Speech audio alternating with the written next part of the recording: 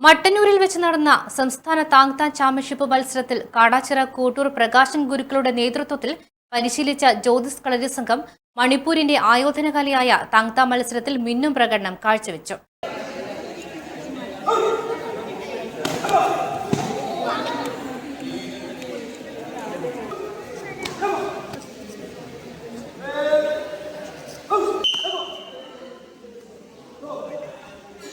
ശ്രീജിത്ത്, അദിൻ, അനുരാഗ്, അലന്തിലക്, ചന്ദന എന്നിവർ സ്വർണവും, ആർദ്ര അനീഷ്, അഭിനന്ദ്, ദേവന എന്നിവർ വെള്ളിയും കരസ്ഥമാക്കി.